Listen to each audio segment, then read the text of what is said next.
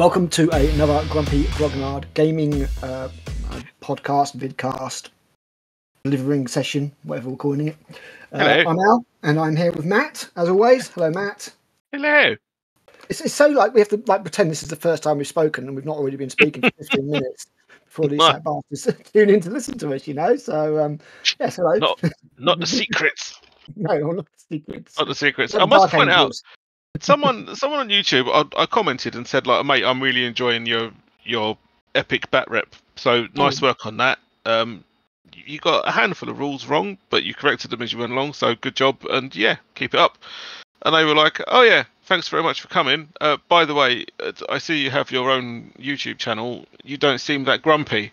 And I was like, oh, he might have a point, actually. We're just grumpy on the inside. And I suspect another way you can look at it is that our channel is for grumpy people. Yeah, indeed. Because we bitch and moan a lot. Indeed. We're not necessarily outwardly grumpy. To reiterate what the channel is, we essentially, you and me are of like minds, more or less, when it comes to the hobby anyway. But I always wanted to put something out there for myself, because I've had a website in the past, and I've had a blog and stuff like that did fairly well. Name them. A lot of hassle. The Conclave of Ha. Yeah. And a lot of what I see on YouTube is either something like Valrak, where he's just like, and that sort of accent of his, and he's just ultra hyped about most stuff.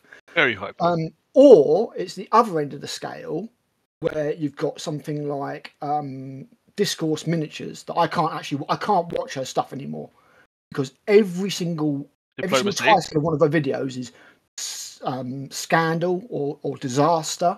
A bit sensationalist. And massively sensational. I'm just done. Because I think she has some good points, but when you go in and it's just constant negativity like that, you know, and saying things like, oh, GW should cut all their prices in half and make all the rules free and all that kind of stuff. It's like, well, you know, you did just put Games Workshop out of business. you know, the Games Workshop is working as it is quite well. So what I wanted to do was to put our perspective out there of, you know, from me, somebody who's worked in the industry in various different formats, and I'm doing some play testing on Thursday for a game that's coming out. And I'm what you could quite happily call a hobby veteran, 27, 28 years now. And as I said, you're of a like-minded, so when I decided that, you know, I'd rather have somebody else to do this with me rather than just me on my own, with all your mates, our conversations, you know, came to mind. So that is what Grumpy Grognard Gaming is. Our views and our attitudes are going to appeal to veterans, people who are, I don't want to say disenfranchised or disenchanted with the hobby, Games Workshop in general, or Warhammer, because you still love it. If you don't love it, you don't talk about it. Apathy is the opposite of enthusiasm. So we obviously still love it, but, you know, we've seen the changes and we don't necessarily like all the changes. And I'm going to talk about a couple of those in a bit as well. And, you know, it's the Grognards. It's what a Grognard is. Old, grumpy, dwarf-like beard, you know, not a white knight, not a black knight. In the middle, reason, none shall pass. It's only a flesh wound. That's what I was about to say. Just but a scratch. But yeah, you know, it's just somebody in between who looks at all the sides and takes it all and is like, well, you know, for example, when we do our pricing videos, Games Workshop a rip-off, it's like, well, no, it's not a rip-off. Some things are really expensive, some things are this for that reason. This, you know, looking at the reasons behind thing and not being sensationalist, not being all like, oh, scandal, oh, disaster, is Games Workshop going to die? All that kind of stuff. Because I see that and it does my head in. So that's, you know, that's a brief intro, if anybody's still listening, of what we've got gaming. We don't really do the attention-seeking thing, so we've got about 12 listeners.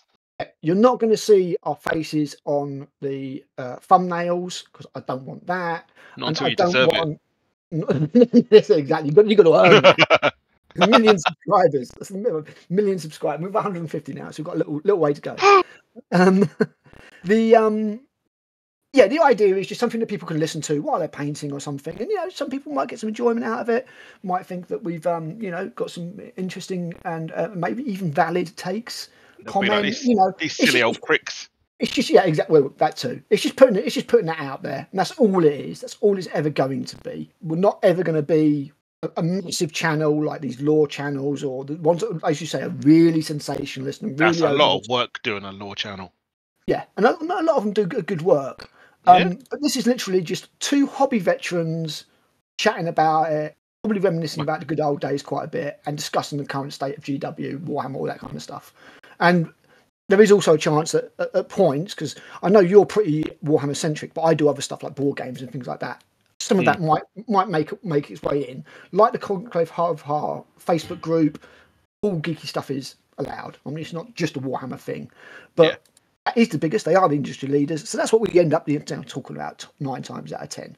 I have been playing a bit of Deep Rock Galactic with the child, their board game, which was good fun. How'd you do? Because I didn't think that looked like a particularly simple board game. It's not too bad. It's not too bad once you get your head around it. It's should we go into it right now, or? I don't see why not. If we go a long time talking about the other stuff, then we'll leave the main thing that I was going to do, because that would be a separate video anyway. I would have separated it out of the rest of the chat. We'll just do it another night. So yeah, go for it. So you can down Wayland. Yeah. Well, for those not familiar, Deep Rock Galactic is a PC game. Well, it's on consoles as well now, but it's basically it's up to 4-player co-op. And if you don't play with any friends because they're busy or you don't have any, which is fine, then you end up playing with like a little AI drone called Bosco, who floats around and helps you out by killing bugs and mining stuff.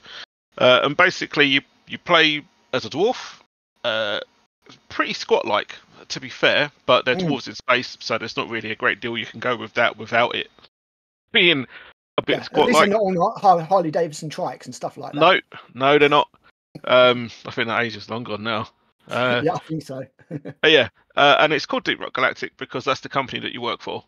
Right, So you basically wake up in your little room on their floating space rig, orbiting a planetoid called Hoxes, which they have smashed a big chunk out of, and they form you up into a little team. You choose the mission on the assignment board. You go and choose the mission from the assignment, and you get bundled into a big drilly drop pod. And you get sent out, you drill into the particular biome that you chose for the mission. Out you get. The drop pod promptly fucks off and leaves you. And if you manage completely doing whatever you're supposed to do. Yeah, and you basically get like a primary objective and a secondary objective. And there's also random events and stuff like that you can encounter as you go through this very dark planetoid.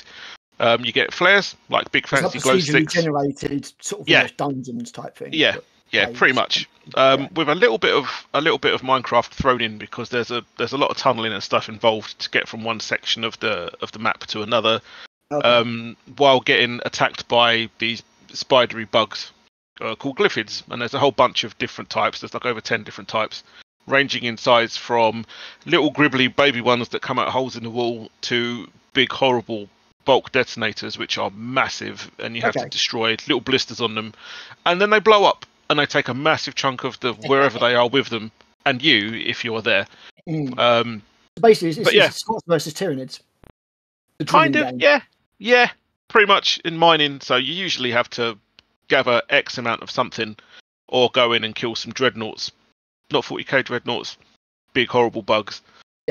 Before they disrupt any further mining operations and stuff like that. And once you've achieved your primary objective, there's like a boxy kind of spider robot that follows you around called Molly, presumably I saw that when you was named after a mule. Which you dump all your mined minerals and all the loot that you find and stuff gets dumped into that, because you can only carry so much on yourself. And then once you complete your primary objective, a call to drop pod button is activated on the mule. That's when the company finally goes, you know what, you're worth saving, seeing as you've done the job. And then they send in the drop pod, and then you have to get like a 5-minute dash to get back to the drop pod, wherever it's burrowed into. And then once everyone's on, to your location, you have to go. You have to go and find it. And then get back on the drop pod, and you get extracted, and that's it. Job's a good one, and you carry on. And the board game works similarly? The board game works pretty well. So there's set missions in it. So you end up with there's like a board made out of hexes, and you get map tiles. Kind of like, what's going to be the best way? It's hex based, so it's a bit like Blackstone Fortress. Yes, Blackstone Fortress or Cursed City. So you plonk them down, And in some of them, there are a bunch of tiles which are the same shape, and they are black on one side. So you randomly choose them. Okay, so you don't know if what the it mission is until calls, you go to it, kind of thing. Okay, yeah. so So if that the gives you mission calls for the drilling mechanic. Yeah. So okay, I get it. Okay, that's kind of so all dwarves have pickaxes, obviously, because they're miners, which you can use for melee attacks or killing things called loot bugs, which are cute kind of caterpillar giant grub-looking things, and you can kill them, and they sort of explode minerals everywhere because that's what they eat. And you can do melee attacks and getting through to various other areas and stuff. You can mine with a pickaxe, but one of the 4 classes is actually a driller. So he has literally drills for hands, and he just goes straight through. Some are good at fighting, material. some are good at drilling through stuff. Yeah, yeah. You've probably got healer in there and stuff like that as well. No. No, the corporation doesn't really care about you as much as that. So there's no budget won't stretch to that. No, there's no healing classes. But if a dwarf does go down, then if any dwarfs are still up and on their feet, they can go and revive them. So the game only really ends if none of you get back to the drop pod because you run out of time, or if all of the active dwarfs end up down. In which case, there's no one to resurrect you, and you just left behind and you die there. Yeah, it sounds like fun. Yeah, sounds like it's great fun. You did, wasn't it? That was it. Yeah, the board game was a Kickstarter. Yeah, I think it's literally just gone to retail now, and they're just working through a Kickstarter for their second expansion. Yes, I did see that they'd launched a new Kickstarter, so I presume you can get the old stuff. If you play with less people in the board game, then do you play with multiple characters, or does it scale? You can do. It scales by way of having like a swarm level. Right, so there's like a track along one side of the board, and basically the way it plays is a dwarf has their go, and they get to do 3 actions as part of their activation. So they can move 3 spaces, they can mine something, they can fire one of their weapons, they can use like their special ability or whatever they've got, but on their dashboard. They can do a bunch of different stuff.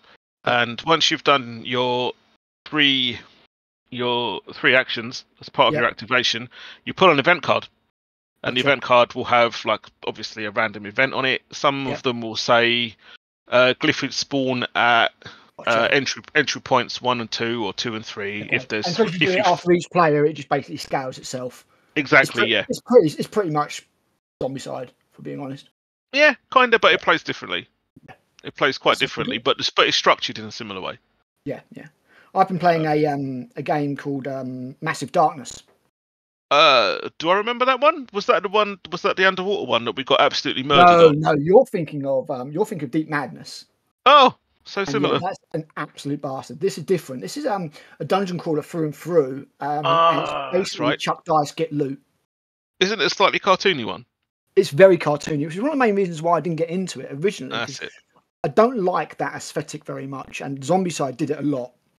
Very cartoony. It's because of the guy who does the artwork for it. It was better when Adrian Smith got into doing some of it. But when this guy was doing it, it was a bit zany, a bit cartoony, very stylized. And because it transfers through to the models, I wasn't too much of a fan. But the gameplay is fantastic. It's so much fun. It's a bit like you got the same Cthulhu Death May Die. I didn't like the aesthetic, the way they'd done the Lovecraftian monsters and everything. Yeah, it was a little bit too modern looking for me. Yes, exactly that. And that's why I didn't back it on Kickstarter originally. But the game is so good. Nice. It's that good that, all right, fair enough. Maybe I won't paint them, because the models aren't my thing. But the game itself is very good. And Massive Darkness is really good. It's got you've got different characters. And the really cool thing about it is every single character plays completely differently. Nice. So it's not like you've got the same character, but they've just got different weapons and maybe some different stats. Like, they've got different mechanics for how they work. So if you're the archer, you have a deck of cards and you draw cards. It's like a push your luck thing. You're trying to get 7 exactly to get the best result. And if you get under 7, you get a slightly worse result. And if you get over 7, you bust and basically get like a bad thing and stuff like that. And one of them's got like a tracker thing where you move elements up with magic power and then you flip them over and get skills. The rogue has got like a token bag that you dip into, And if you do actions that match the tokens, you get bonuses and stuff. It's all very, very clever, actually. There's not a great deal to it. As I said, it is basically a walk into the dungeon, have a nominal objective, and kind of kill stuff, chuck dice and kill stuff, and get loads of loot. That means you roll more dice to kill more stuff, and stuff like that. But I ain't gonna lie, it's a lot of fun, especially with the different mechanics. There's a lot of replayability in it. So, like, for example, because it's called Massive Darkness, your dudes are trained to fight in darkness. So if you're on a dark tile or zone on the board, you roll an extra dice and you get extra powers and things. Okay. There's shadow dice, and if you get a certain result on it, it activates certain things and stuff like that. And yeah, it's actually a really, really fun little game. And as I say, a lot of the aesthetic style is not exactly what I like. It's a great one to just bust out. Ridden by good gameplay. Yeah, exactly. And sometimes that happens. It's not like 40k where if a model I don't like, I just don't get it. Yeah. Regardless of how good it is in the game, because it's not the same thing. I'm not building an army. I'm just having a 2-hour experience chucking dice or doing quests or whatever. Yeah. So I can live with the models, as it were. I mean, these probably won't. I don't know. I probably won't get around to painting. What am I talking about? I've got thousands of models to paint, but they would not be top of my list to paint because of the aesthetic style. But yeah, the game itself is very good. So yeah, that's what we've been up to. So I'm going to put a chapter in there just so that people can skip all that if they want to, because they're probably here for us to talk about Warhammer. So what we'll do is we've got a couple of things to talk about. We're going to talk about the fact that Great Slaughter is upon us. The Great Slaughter is upon us. Surprisingly. Very surprisingly. And the second thing that we will talk about is one of our planned videos, and that'll be is Warhammer Too Big, which means I will have to dive into the Warhammer website to illustrate it, which makes me very sad. But there you go.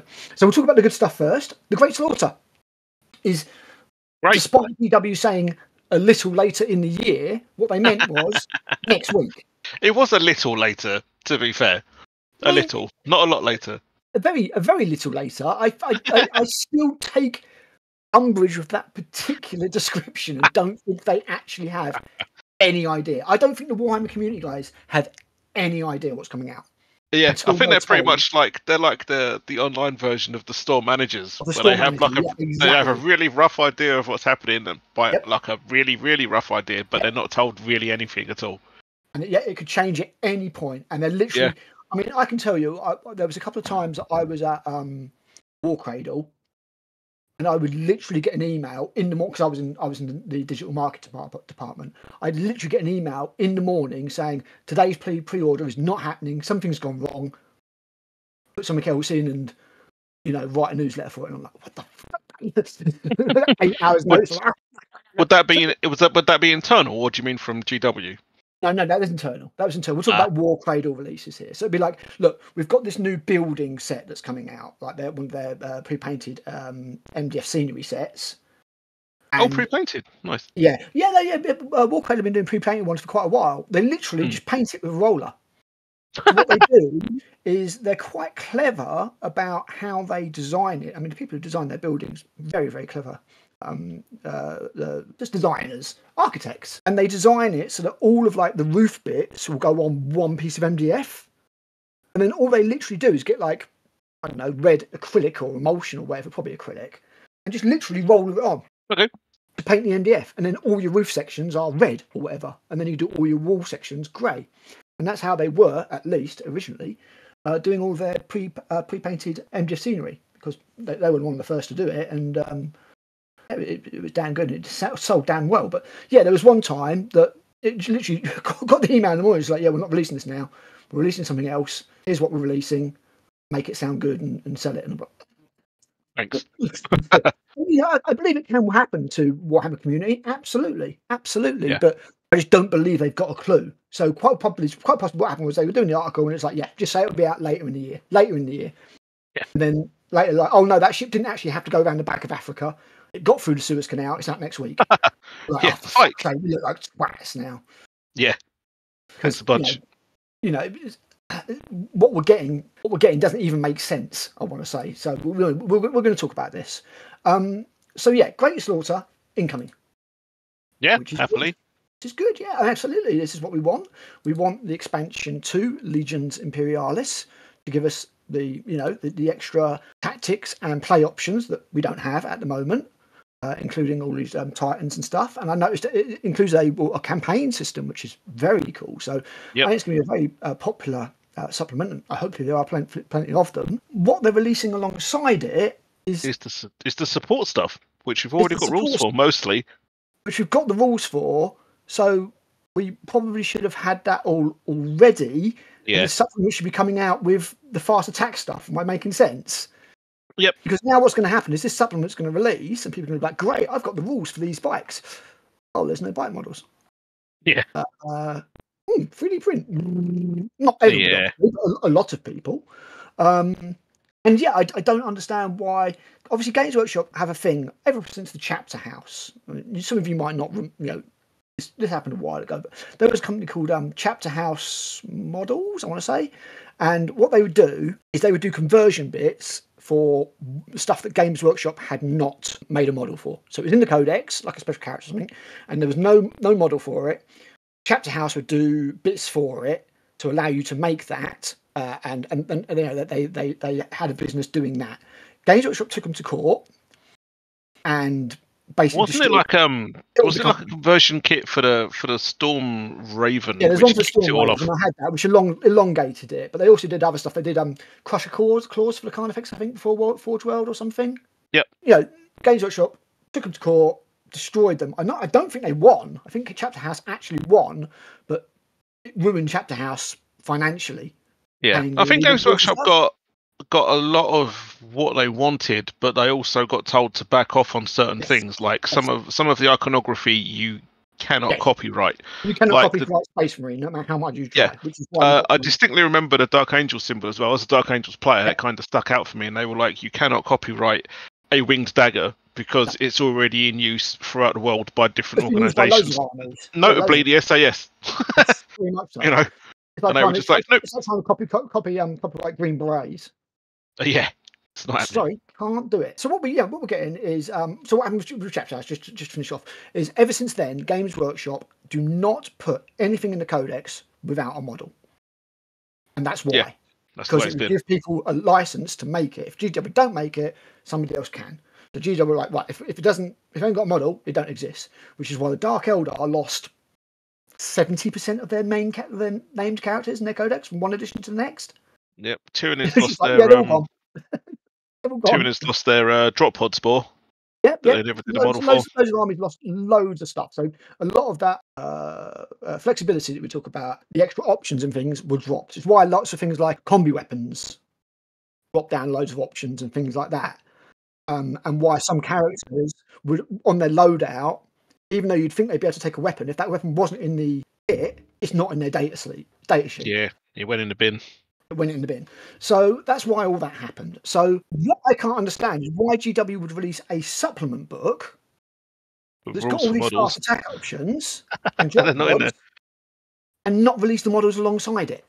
It's very janky, ain't it? So it does unfortunately give Games Workshop or give the impression that Games Workshop is basically making this shit up as they go along. I think they're just releasing what they can when they can.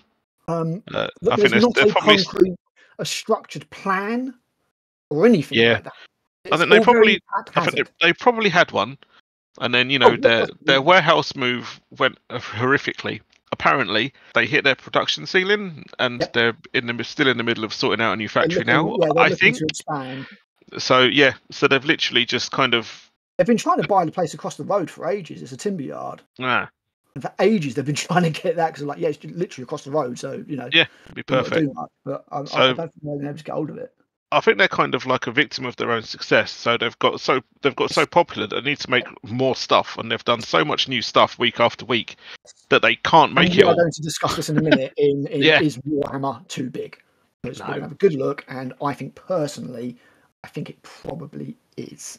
It's fine. It's probably too big for the company because no matter what people think and no matter what they're worth, because they're worth a lot, they are not a big company. Nope. They really aren't. They are in their market sector, but they're not a big company. You compare them to something like Hasbro or something like that, they're tiny. They're a tiny tiny company. So, you know, we've got the Great Slaughter coming. That's great.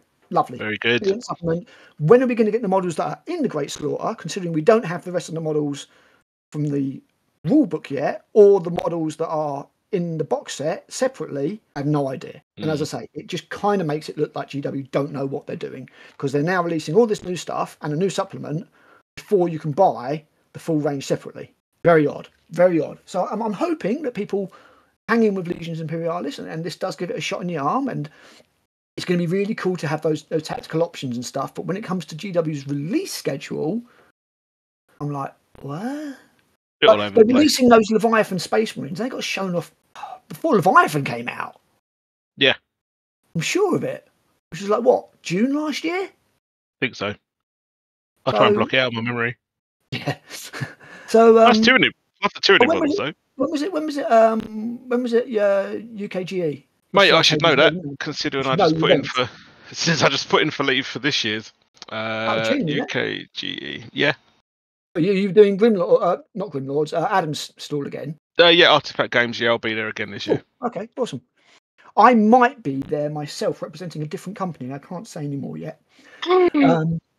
It's all secrets. Not paid, unfortunately. Probably not a job, but more. No, I mean the way. I mean, I don't get paid for. I'm essentially a volunteer, but the costs are covered. So exactly. I don't get paid for it, but I don't have to pay anything for anything while I'm there. So exactly, yes, kind of the same kind of thing that I'm going to have going on, I think. Which is, I mean, it's fair enough.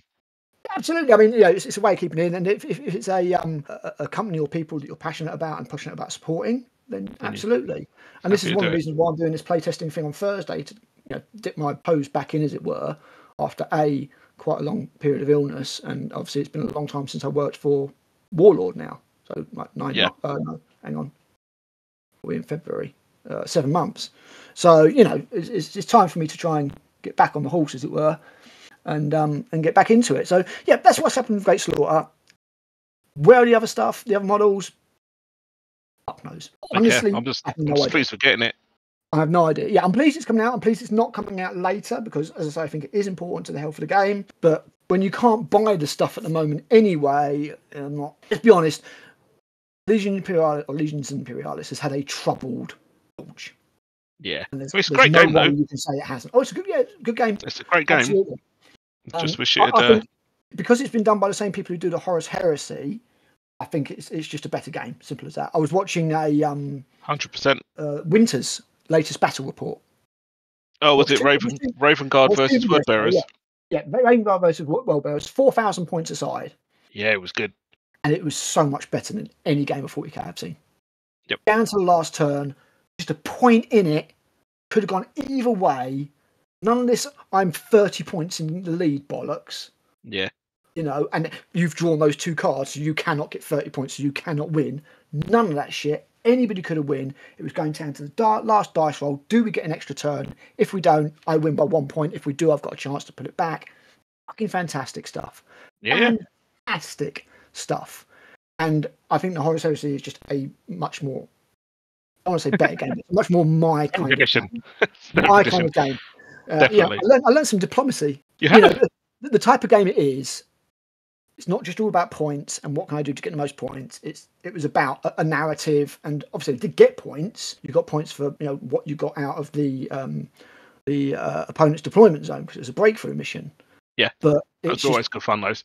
It just feels a lot better. It feels a lot better, that game, I think. It is. Than current 40k. I look at current 40k.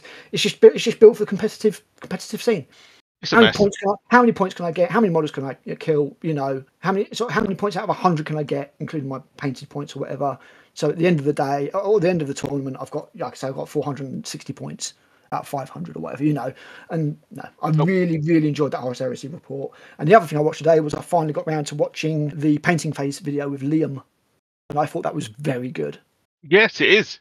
Yeah, I enjoyed that one. Good video. Really enjoyed it. Yeah, Peachy left. Liam was on top form, and a lot of the stuff he thinks about to make narrative changes to 40k, I totally agree with. And yes, as you said, Peachy has left. Off to go for Peachy tips, and he's doing some stuff with Suggs. Good. Yeah, you can do like a little podcast thing if you can get Louise on board. I will miss him on the painting phase. I liked his insight a lot. wish him all the success with what he does. And Yep. I did notice that the painting phase, despite being called a painting phase, did not feature a lot of painting. No. I think that might be one of the things that influenced him to go. It Maybe. was slowly just turning into like a podcast show. And when your channel's called the painting phase, I don't know. So, yeah, we'll see what he does. I wish him all the luck in the world. He's a nice bloke. I've met him before. And, yeah. Hopefully it does really well. I'm looking forward to seeing what he does. I think he's got something due to come out towards the end of the month. I think we said if his first video was going to be. So, good luck, Peachface. Indeed, yes. Yeah, that's it. That's it, really, isn't it? I mean, yeah, that's all to say. There's not been anything else going on with Games Workshop recently. So, yeah. Looks like the old world just had a restock. Yeah, and Legions Imperialis as well got a restock. So another one. The box is back in. Yeah, I got an email from Goblin Gaming today saying loads of Legions Imperialis came back in. Nice. So does that mean the big boxes are back in stock with GW? I think so. Yeah. Oh, I'm on their website. I might as well just look. I hate this website. I was speaking to somebody earlier. You know the Horus Heresy art book? Yes. And they were like, if it's exclusive just to Games Workshop, I'm not getting it. They hate the website that much. That much of a rigmarole to buy stuff. Just go new in pre-orders, scroll, find it, add it to your basket, check it out. It's done. It's when you actually need to find more stuff that's not new that it becomes a massive chore. That stock. And the old world is another game that I worry about the health of for a couple of reasons. One, a lot of it's out of stock. Two, a lot of it is being made to order. A limited window. So if you're like, okay, I fancy getting into old world 3 months down the line. You might be a bit out of luck with your choice of units. My army? Oh, fuck me, I can't because a lot of it was made to order and I can't get it now. And the made to order stuff that did get ordered 3 months ago, people are still waiting probably another 3 months for. Although from what I've seen, people are getting stuff earlier, but made to order can be up to 6 months. And it depends whether it's got to come from China or not. Again, that makes me worry about the health of the old world because again, you've got these people who want to buy all of the things product, and if you can't because the made to order thing's passed, then that's going to be a deterrent to getting into it. Yeah. So I can't see why they have to make it a limited edition thing. Just make it made to order all the time. Just have it as made to order. I mean, it makes no difference. You're making a certain amount, and it might be a specialist games thing. You guys can only have so much of our production cycle dedicated to you. If they made other metal models, true, but they don't. So you can make a lot of metal models in one day. A lot of metal models in one day. Like the dudes at Warlord were making 1,400 miniatures a day. Damn. Metal ain't not hard to spin. It really isn't. It doesn't take up a lot of space. So I'm not quite sure why it's being made to order like that, unless it's enforced false scarcity. Scarcity. Yeah, you might want to explain how metal models and stuff are spun up, because I mean, a lot of people probably just think, oh, you get a mold, pour molten lead into it. Not lead, white metal, pour molten white metal into it. Wait for it to cool. Jobs are good. And not really. No, they're spin. So what you use is you use centrifugal force. So each mold is a ring, basically, like a vinyl disc. Okay. Like a big sort of almost like a tire. And it's in two halves, and then you've got the actual mold for the model, and you've got gates for the liquid metal to flow into. Now the problem is that if you was to just get a normal mold for a metal model, although the metal is incredibly hot when it's poured, and I mean incredibly hot, it cools very, very quickly. Yeah. Very quickly. So if you don't spin the mold to force the model, to force the white metal through centrifugal force to go to all different parts of the model, you're going to get air bubbles and stuff like that. But you're not even. It's not going to mold half the model. Yeah. It's not going to get there, because the gravity of the metal, because although it's liquid, it's still fairly viscous stuff. It's not like water. It's cooling the second you pour it. Yeah. Because basically what you do is you take it from like a ladle almost, from a pot of molten metal, molten tin, and you pour that into the mould and spin it. Yeah, heat does love to travel. Travel out of hot stuff and into stuff that's not so hot. So that's how you make the metal models. And as I say, the guys in Warlord could make 1,400 a day. Damn. They were doing a lot of spins. I'm assuming you do multiple models at a time. You don't just do one. Yes. Yeah, you have multiple models. It depends, obviously, whether it's like a unit or a command group as to how many of each model you might have in there. Okay. But there's lots and lots of technicalities to it. There's a finesse and an artistry to it, believe it or not. You can't do every single model the same. Some will need a slightly different temperature. Some will need a slightly different spin speed. Okay. Depending on whether you're doing models with thin bits or big chunky bits like jeeps or wheels or whatever, that there was a definite artistry to it, just like there was to the resin stuff that I did. Okay. How long would you say it takes to produce like a metal model or a set of at the same time compared to resin? Well, metal, because you're literally spinning it once and done. Yeah. And if it comes out crap, you can remelt it and redo it. Yeah, not really an like option with resin. 10 seconds. 10 seconds. Damn. Mate. Yep, it's real fast. Not like it's in there for ages. You'll literally pour, done. Okay. Put it to one side. So yeah, it was real quick. It was real quick to do spin molds. Resin takes a lot longer because A, you have to mix it by hand. Yep. B, you have to pour it when it's just the right viscosity. Too late, and it starts to set. And again, it won't go into all the different areas. You also need to squeeze the molds because you need to get the air bubbles out. Yep. You can just leave it and be like, okay, hopefully. And hope. Because what you'll do is once you've cast the mold, you can't just leave it because, as you say, it's got air bubbles in it. So you need to put it in a vacuum chamber.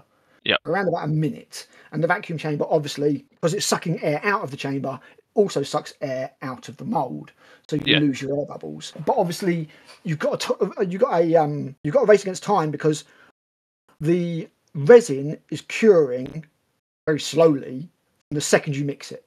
Yeah. So as soon as that's mixed, as soon as those two elements are mixed, there's like a clear white, really nasty material, and then like a black tar-like material, and you mix them together to get grey. So once those are mixed, that is happening. Can't stop it. If you've mixed it wrong, you're fucked. It's happening. that material is happening, and it cannot be resalvaged. Cyocast, which is the new stuff that's being used, you can reclaim some of it. Okay. It is moderately recyclable. Not all of it, but some of it is recyclable. It's recyclable to a point. You can basically use a certain amount of recycled Cyocast in with fresh Cyocast before it fucks it. Okay. So you can use a bit, and it's a bit recyclable. But normal resin, no. Once that's started curing, that's it. That's it. And after a while, you can't even manipulate it because it's going to be solid. Sort of, going solids. Yeah. I mean, they take about small models, hour and a half, maybe 2 hours to cure fully. But big models, like some of the big tanks, and like, for example, like the big Judge Dredd grav tank that we did, 4 hours. Around about 4 hours. It depends if it's a flat mold, whether it's a cut mold, how big it is, how many parts are, all sorts of stuff. There's loads of different factors into the drying time, including heat. For one thing, that was one of the problems we had in the summer. Was it was so hot, the resin was curing nearly as soon as you poured it. You had to be so fast. There were certain days, thankfully not when I was there, but the previous summer I was told, there were certain days when it was so hot that they sent people home because they couldn't work. And they had to come back in either in the evening or in the weekend when it was cooler. It was cooler and get the stuff done. To do the work, yeah. So it's very dependent on a lot of things. And that's why, one of the reasons why, resin models and metal models cost so much more. Yeah, it's very hands-on.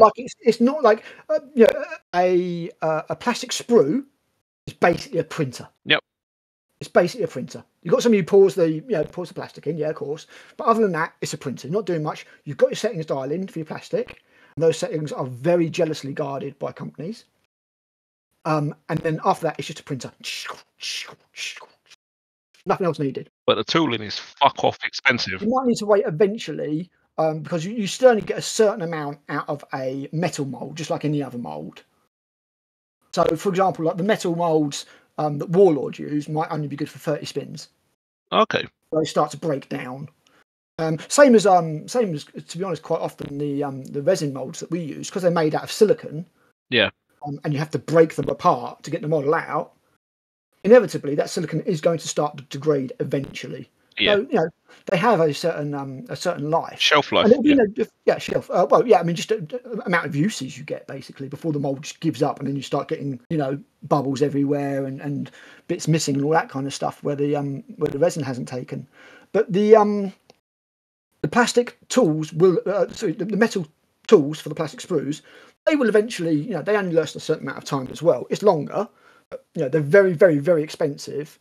Yeah, they're like what, 5-6 figures? Some of them. Yeah, exactly. Yeah, and depending on what you're doing, because again, with printing, you've got to think most often, and this is why a lot of 2D bits, a lot of plastic bits are very kind of 2D like. They don't stick out very far. You've just got two sides. You've got top and the bottom. It's going like that. But then there's some kit where you've got and then coming in from the sides. Yeah. So that's a much more expensive mold, which is why some stuff like some scenery and stuff is crazy expensive. We will get into it in a Warhammer pricing video. But yeah, it all costs money, but because the plastic is a much more mechanical, automated system, and the cost per model is cheaper. That's why, you know, plastic models, in theory, should be cheaper than resin and metal. Resin and metal involves a lot more. So yeah, I'm kind of surprised the made-to-order thing, that it's not something they're just doing. Because as I say, you know, for a start, most of it's out of stock at the moment anyway. But if you saw the latest Warhammer TV video, it was all about the Bretonians. You're like, great, that sounds awesome. Knights and not, you know, this Sigmar stuff, like actual rank knights, sounds brilliant. And you go on there and try and get some, you're like, oh, Dope.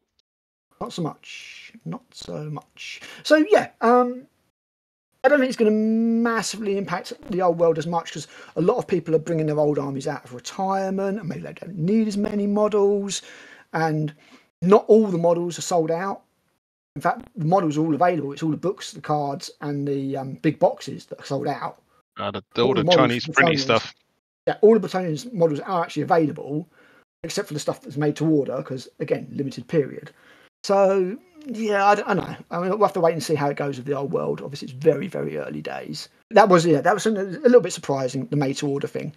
So, yeah, what we're going to talk about, though, is Warhammer too big? I mean, you and me have been doing it for like nearly 30 years now. It's never been more popular.